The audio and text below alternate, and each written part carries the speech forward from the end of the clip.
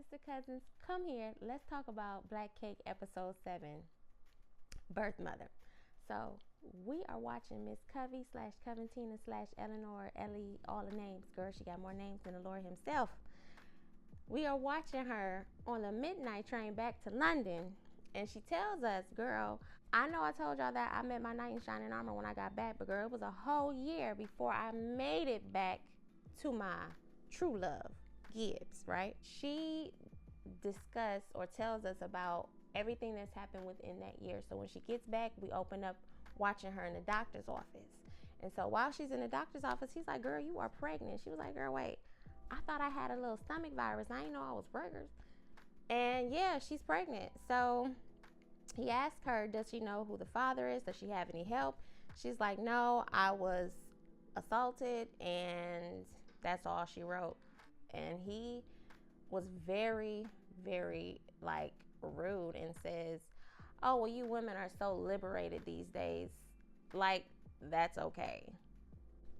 So she now has to process yet another setback. She obviously can't go back to where she was living in that home with the other girls that she was living with before the accident because everybody thinks she's gone to glory, right? She ends up temporarily moving to Chinatown where she knows somebody, okay? She goes to Chinatown to kind of try to blend in with them, and she's just devastated. Like, to be assaulted and now I have to carry a baby, like, and now to think, like, what do I do? Where am I gonna go? What's gonna happen, you know? So then we flash back to Jamaica, right? And Covey is getting ready for her wedding back home. Girl, Pearl comes in like, hey girl, it's me. You know, your godmama. She not her godmama. I don't know. Girl. She tries to give Covey her mom's necklace, right? That she left for her. And then she tries to have like a sentimental moment. And she's like, Covetina's like, girl, go, okay? I ain't really trying to hear nothing you got to say. All right? Y'all are leaving me out to dry. I don't want to fool with y'all. I don't want to talk right now, right? Pearl's like, all right, you ain't got to say it twice. I'll back away. So she leaves. And then Covey's looking outside at that old elderly man like, girl, ugh. So then when we flash back to the time when she was in London, she says that she needed a sign. Like, she's dealing with a lot of emotions right now. She doesn't know which direction she's going to turn concerning this baby that she obviously doesn't want.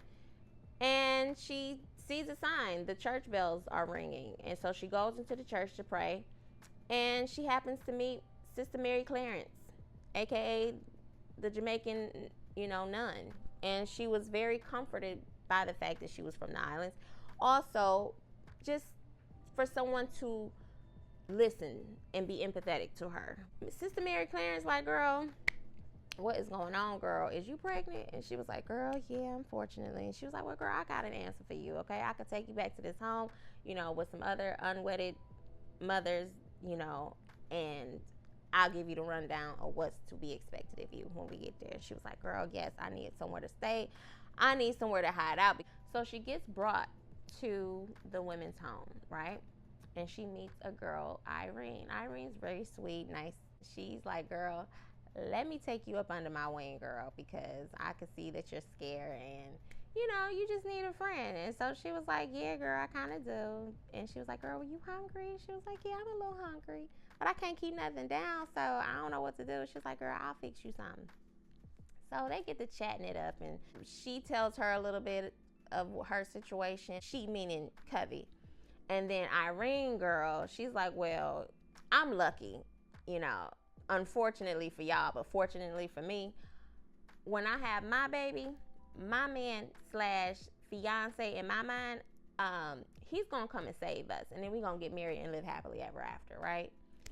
And you could tell just the naive all over her. You know what I'm saying? She's like, girl, I'm better than y'all, pretty much, But the reason why she's in the home is because her family turned their backs on her, because of course, you know, back then you get pregnant and you're not married, you're an embarrassment to the family.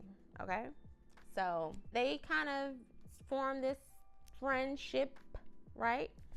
So Sister Mary Clarence meets with her the next morning and pretty much gives her the rundown of what's the expectation. She's to pull her weight with the rest of the ladies. That is how they pay for their stay, working in the dormitories and, you know, throughout the facilities. And that's pretty much how they contribute and to cover all the costs, because everything's covered. Their medical, their stay, food, everything is covered. But that's how they work that off, right? And so she's like, girl, I don't mind. Anything is better than being out there embarrassing myself, okay? She just wanted to let the time pass by so she can get up out of there and depart with the baby, because she ain't want nothing to do with that little baby. As we're watching Cuvey during her, or our first view of her in her doctor's appointment, the nurse is like, well, do you want to hear the baby's heartbeat? And she's like, girl, I don't want nothing to do with that little thing in my stomach. I told y'all I don't want this baby, okay? Just finish up and let's keep it moving. I got work to do, okay? You could just tell she's very, very detached from her pregnancy. She knows that the baby is moving around in her stomach, but she wants absolutely nothing to do with this child. Now, we get back to the room, girl, and Miss Irene is in tears, honey, because her little boyfriend decided to be a fickle human being, as we all are. We have the right to change our mind, correct? Yeah, okay. So this man, Tommy is his name, he decides he don't want to have no baby. He don't want to have a family. He doesn't want anything to do with neither one of them, okay? Keep you and that baby, all right? And she's like, yeah, girl, like, I'm devastated. She's crying, and, you know, Cuvey's like, oh, girl, that's so ghetto. She's like, but wait, you know, I just want to have this baby, and I'll just raise the baby. I want to get up out of here with my baby, right? Girl, Cuvey says, girl, the only way, how you gonna get, you know, how you gonna support your child? If your parents turn their backs on you, how you gonna get out here and take care of this baby? And she was like, I mean, I'll figure something out. And she was like, well, listen, you gotta look at it like this, girl. That baby don't belong to you, okay? As soon as you have that baby, the sooner you have that baby, the better, because this is what you signed up for. You signed up to put this baby up for adoption. You knew the drill. And now that everything is belly up with your, you know, baby daddy, girl, it's time to part ways, all right? You can tell that something in Irene switched. Like, that talk that she had with Cuvey changed something. You know what I'm saying? Before she said all of that, she did try to reason with her to try to make her feel better, but Irene wasn't hearing any of it, right? She's like, girl, everybody's not as detached as you, girl, okay? And so Cuvey's like, well, listen, let me tell you the secret how I got here, right? So she tells her, like, girl, I was SA, and that's why I don't care. Like, I just want to have this baby and move on with my life, and you get to move on with your life. And that is when the light switch went off. I spoke a little too soon, but yes, that is exactly when you could tell, like, something in Irene just changed at that moment. Moving forward, girl, the nun comes in like, girl, this is not social hour, girl. We got work to do. They go out. As Cuvey is trying to get up the steps, she ends up falling. I guess she ended up having some issues down there, and she starts bleeding. So, girl, she gets to the clinic, and it's like something switched off in Cuvey, because now she's worried for this baby, because whatever that fall did, she was afraid for the baby, pretty much, right? And for the first time, she finally asks, can I hear the baby's heartbeat? And when she heard that heartbeat, it was a wrap. Then she started to be concerned for the baby. Then she started to wonder about what the baby would look like, what the baby's feel like, all of the things that moms, new moms or moms to be to this child go through, the thoughts that we have when we are carrying a child, right? So as Miss Irene is checking out, girl, Covey is checking into the mom, you know what I'm saying? So, girl, Covey is on bed rest now because of the whole situation. And Irene is like, girl, you so lucky you ain't got to do work out here. You could just see Irene is just totally detached, totally withdrawn. Her attitude is just not the same bubbly, sweet personality that we started off with, right? When she thought she had her boyfriend. And I wish it was the 60s. Moving forward.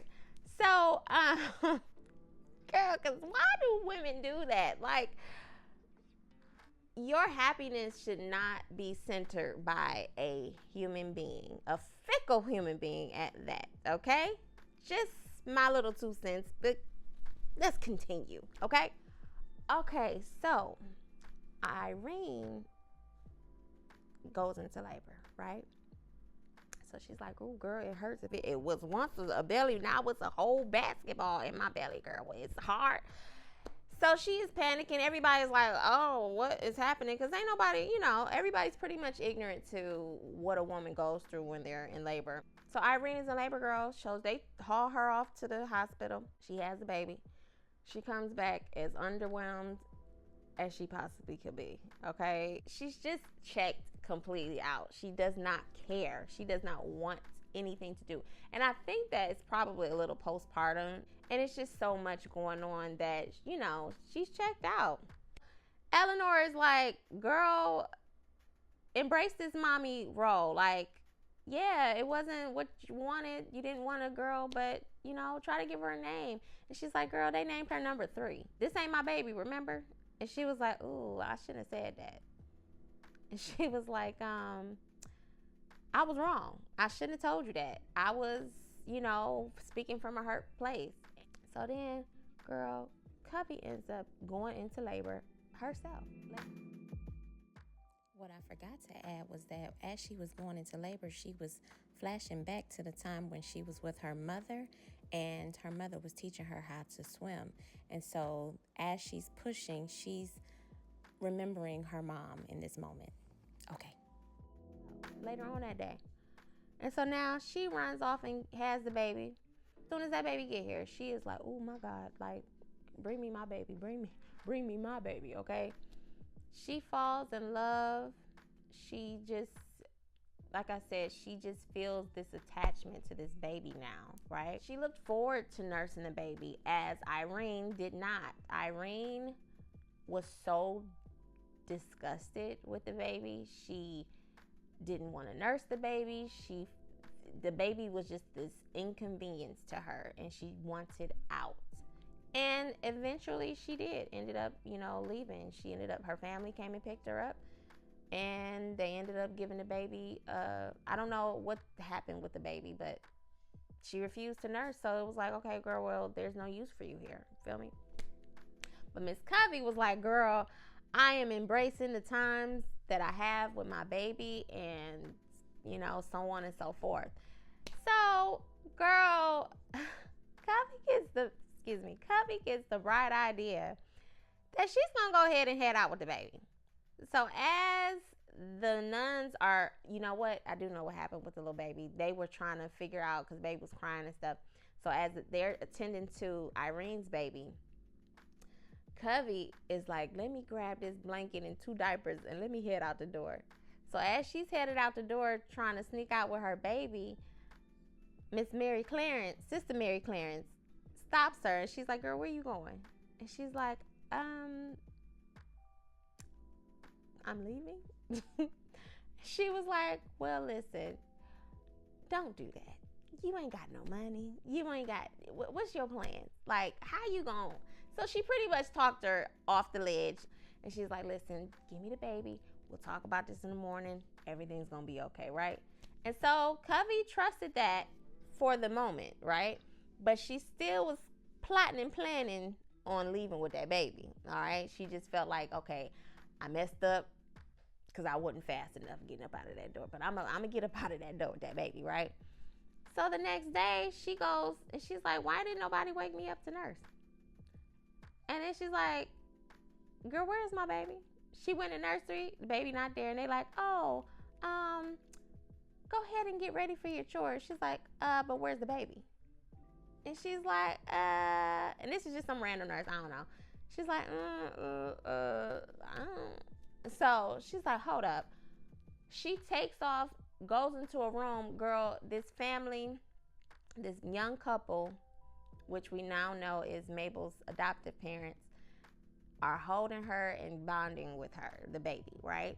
The baby's name in the hospital or in the women's home was Matilda. She busts through the doors and she's like, girl, why you got my baby? Unhand my baby. Give me back my baby. So Sister Mary Clarence is like, sweetheart, let's talk, okay? And she is fighting to get to that baby. The young couple take off with the baby. They get in the car and they get on up out of there, right? And Cuvey breaks free and tries to jet up out of the door to try to catch up with the parent or the adoptive parents. And she's unsuccessful, all right? She was just standing there and she's crying and upset because she wanted to keep her baby. And she didn't realize until the very end that she wanted to be a mom. And it's unfortunate, but it's like, girl, you signed a contract. I mean, you know, the baby's gone now. So it's like, girl, go on ahead and grab your keys and your purse, girl. It's time to go. Check out of the Heartbreak Hotel, child. Girl, now we're back in the living room. And Mabel is like, girl, boo-hoo crying. Like, tears, just a mess, honey. And she's like, can we just stop? Okay, can we just stop? Because I can't take it. So she goes outside to get a little fresh air. And Byron and Benny, it's like a light bulb goes off. And they're like, the daffodils. And so they come outside and they're like, we want to show you something. And they show the garden where their mother had been planting daffodils, because during her birth, or during the time that she was born, there were daffodils that were in bloom. And so she's kept that with her all these years. She's been planting these daffodils, and it finally is a full circle moment for the children, like why she loved that garden so much, why she loved those daffodils so much. And so they show her that, and that kind of gives her a little bit of peace, you know. So then they come back inside to finish listening to the recording, and as Cuvey is closing, pretty much I've always been, you know, I know that there's so many more questions that you may have, and I'm so sorry that, you know, I wasn't able to share these things with you in my time here. One thing that I've always held true is that I'm your mother. You know me speaking to her other two children. Pretty much like addressing the three of them. Like she has all this love, but there are some more questions about what happened at her wedding. Like, we still don't know who actually unalived the first husband. So she's like, well, there's one person left that could give you some answers to this riddle or story or whatever. You know, see like a little glimpse of back in the day on the wedding day, and we see Pearl mashing some kind of fruit, and then we see the best friend Bunny, and she's like pretty much leading us to look towards Bunny, because Bunny is apparently still living, right? So then that's the end of the episode, girl. I got some other reviews that I've done, so if you want to check those out, if you haven't viewed Black Cake, please check out my other videos 1 through 7 now, girl. We are almost to the finish line. So yeah, girl, I'll see you again on the next one. See you.